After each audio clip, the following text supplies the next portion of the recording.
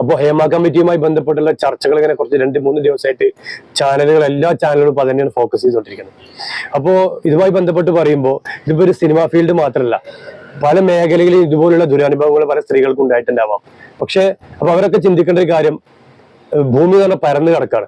നമുക്ക് ഇഷ്ടപ്പെടാത്തൊരു സംഭവമാണ് നേരിടുന്നുണ്ടെങ്കിൽ സ്പോട്ടിൽ അവിടുന്ന് ഇറങ്ങിപ്പോരാ, നമ്മൾ വേറെ എന്തെങ്കിലും മാർഗം നോക്കുക എന്നുള്ളതാണ്.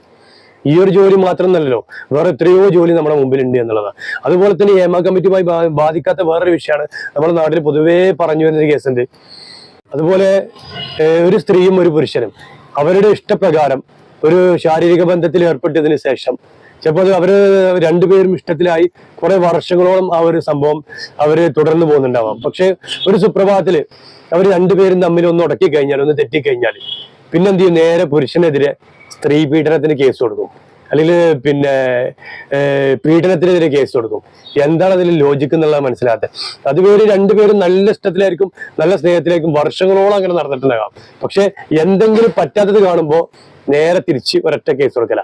അവിടെ ആരാണ് പ്രതിയാവുന്നത്? ഈ പുരുഷൻ. അതുവരെ കൊണ്ടുനടന്ന പുരുഷൻ പിന്നെ വെറും വേസ്റ്റ് ചെയ്യുന്നുള്ളതാണ്. Okay, thank you so much.